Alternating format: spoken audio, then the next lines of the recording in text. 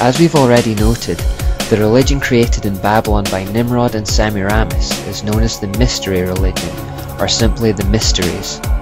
At its core, it was an inverted retelling of the fall of man in Genesis. In the biblical account of the incident, the serpent caused Adam and Eve to sin against God by suggesting they eat the fruit from the tree of knowledge. Because they acted in disobedience to God, who had specifically told them not to eat from that tree, sin entered into the human race, and all the misery, disease and tragedy that makes up human history stems from that moment. In the Babylonian inversion of this event, however, the serpent is portrayed as the real good God. He was worshipped for opening the eyes of men and for infusing the woman with his passion and lust. He was seen as a liberator and an enlightener. To them, he illuminated the minds of mankind by revealing to them the secret knowledge that God had tried to keep from them. Look again at the all-seeing eye. Notice that it has rays of light emanating from it. This represents the illuminating secret knowledge that he claims to offer, the secret serpent knowledge that could provide mankind with their own salvation and which would see them become gods. That is why the religion is called the Mysteries, because it claims to harbour the secret knowledge that was offered to Adam and Eve in the Garden of Eden. In the Mysteries, the true God of Abraham, Isaac and Jacob was portrayed as a wrathful deity of hate who was guilty of opposing freedom of choice. Because Nimrod and Semiramis set themselves up as the sun and moon gods, the religion was also based on a corruption of primeval astronomy. It was believed by Noah's righteous ancestors that the stars told the story of Satan's rebellion against God in heaven, his fall, subversion of mankind, the promise of a Messiah who would suffer and die to lift the curse of sin and then be installed as Lord of creation and conqueror of Satan.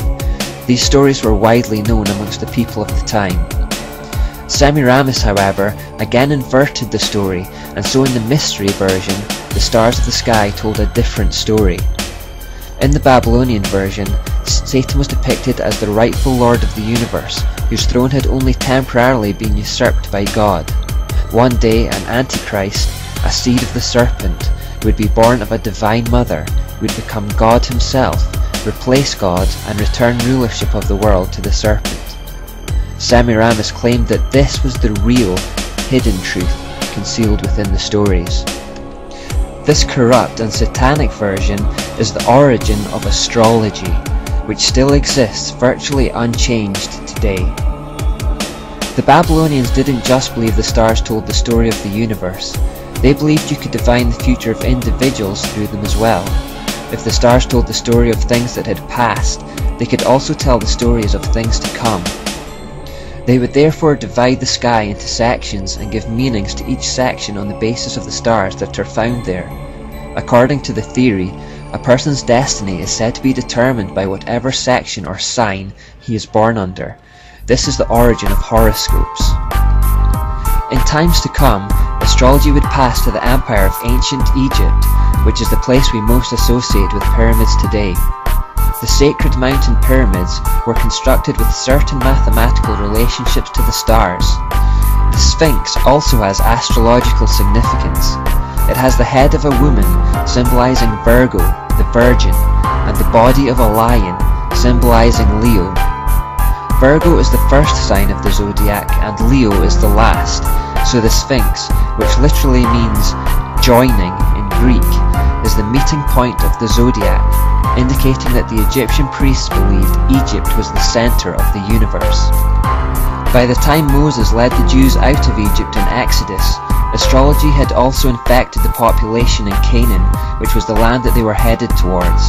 Hence, some of the strictest warnings in the Bible against astrology date from this period, such as in Leviticus 19:31 and Deuteronomy 18.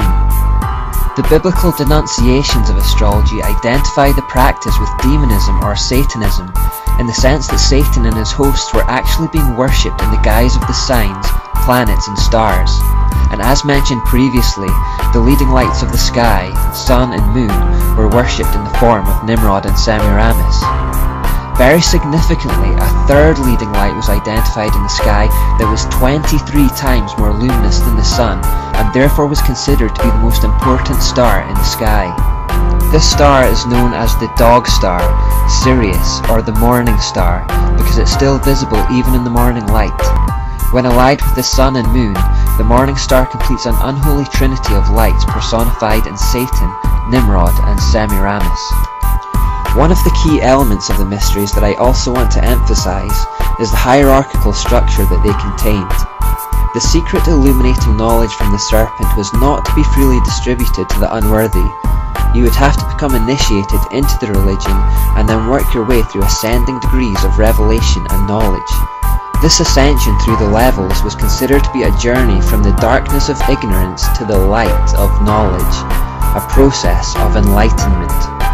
Progression was propagated by a hierarchy of priests and priestesses and were marked by fearful rites of passage and oaths of secrecy, which, if broken, would lead to death.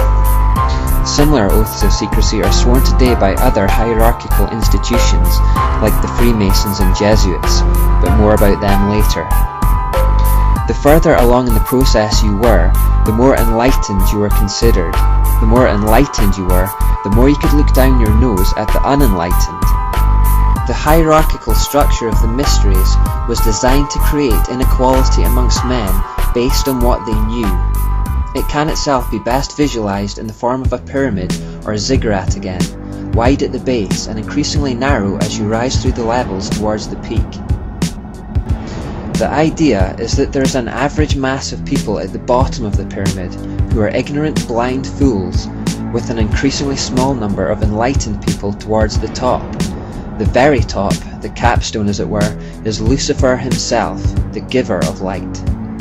If you've read or seen Harry Potter, you'll be vaguely familiar with this concept. In those stories, the name Muggle is given to the majority of people in the world who go about their lives utterly oblivious to the wizarding world that is actually all around them, or at least very close at hand. We are encouraged to think of Muggles as idiots, and indeed the Oxford English Dictionary has even picked up on the word and defines it as an individual who is clumsy or unable to acquire a new skill.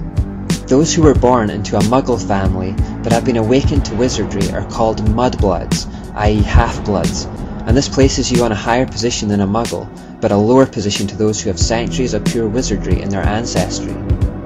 J.K. Rowling here, as in many aspects of her books, is actually giving insights into real occultism. The word occult means hidden or concealed, and it is the modern name by which the ideas of the mysteries have come to be known today. When you have people involved in the occult, the information, knowledge and power that they are trying to tap into is the exact same as that serpent knowledge which originated in Babylon. The idea of occultism retains the concept that there are a powerful, enlightened or illuminated few at the top who see things as they really are, and the rest are kept in the dark, mere ignorant fools. The enlightened few consider the average mass of people to be almost subhuman, like cattle, who deserve to be led like cattle and treated like cattle. This knowledge hierarchy is replicated in almost all occult societies today, like Freemasonry for example, and it fulfills an important function of allowing Satan to pervert by small degrees. Those at the lower levels of Freemasonry have absolutely no idea of what they are actually involved in. It is only as they slowly rise through the degrees that they have the true information revealed to them. By perverting in small stages and in the passing of time, people lose sight of just how far they're straying and can be led to accept things that they would otherwise have flatly rejected if they had been given the full revelation from the start. Just a little change here, a little change there, it's not so much. And yet with enough small changes and with enough time, a person or society can be completely transformed without even realizing it. This is one of the reasons why we must have a zero-tolerance policy with sin. The concessions we make today will form a link in a chain of concessions in future if we're not careful. This kind of system that needs to keep knowledge concealed from the masses, by its very nature, necessitates the use of symbolism, gestures, monuments, secret words and signs to ensure that those in the dark are kept in the dark. That's why the occult makes heavy use of these devices. They use symbols that are packed with meaning for the initiated, but which mean absolutely nothing to the average man. By using symbols, information can be communicated by being hidden in plain sight. That is, they are in the open air for all to see, but they are not recognized or interpreted by the average person. It is also for this reason that the occult always hides behind outward facades of neutrality, goodness, or even holiness. I mentioned this earlier, but don't expect evil to have an obvious outward appearance of evil. That's not how Satan wins people to himself. More often than not, he disguises himself as an angel of light to seduce, which is why discernment becomes one of our most important tools in these last days. It is also for the same reason that dual meanings are prevalent in the occult world. Wherever there is a dark infernal truth to be communicated, there is almost always a false but light and seemingly good cover story. The public are given the false cover story in order to keep the dark truth concealed. The initiated and the enlightened only are aware of the true meanings. By using the system of doublespeak and deception, occultists can speak a sentence containing words which mean something to fellow occultists, but which mean something very different to the average person. Bernie Taupin, Elton John's lyricist, is reported to have once said that he never wrote a single song that wasn't written in this doublespeak. The average listener hears Elton John's lyrics and either doesn't discern a message at all, or thinks they discern a light and wholesome one, while in reality they are telling quite a different message to the initiated. Closely related to this concept is the idea that light and darkness emanate from the same source. Nimrod and Semiramis were the sun and the moon, the leading lights of the day and night, but they were two separate manifestations of the same source, Satan. So the idea is that there is one force which has a light masculine side and a dark feminine side. If you've seen Star Wars, you'll be familiar with this concept. The force is considered neutral, but can be used for good or evil. Or what about the Wizard of Oz, where it's explained that there can be good witches or bad witches? This is key to occultism. The power is neutral, it's how you use it that counts. And speaking of songs with double meanings, Bernie Taupin also of course wrote the lyrics to a Wizard of Oz related song, Goodbye Yellow Brick Road. The Wizard of Oz has an occult message that we'll get to later. But these are themes that have infiltrated our culture, and these are some of the key telltale signs of satanic mystery religion. Look out for them as we continue our journey. A final feature of the mysteries was its absolute obsession with sex, and this is again something that carries on into modern occultism. Because of Semiramis' history as a brothel keeper, we should be unsurprised to find sexual perversion playing a huge role in her religion, and that indeed is what we do find. Worship of both male and female regenerative parts, but particularly the male phallus, played a key role. There was ritualistic sensual dancing, sacred prostitution and sodomy with male and female prostitutes. Sex was seen as an act of worship and was encouraged in all its most perverted forms. The religion was also notable for its vicious blood rituals, where animals and children were brutally sacrificed. Because sex was involved in the worship, unwanted babies often resulted, and they were sacrificed on the altar of this depraved system. The religion also involved the use of magic, conjuring, channeling and sorcery. In fact, the worship in the religion involved the most vile and evil forms of immorality imaginable.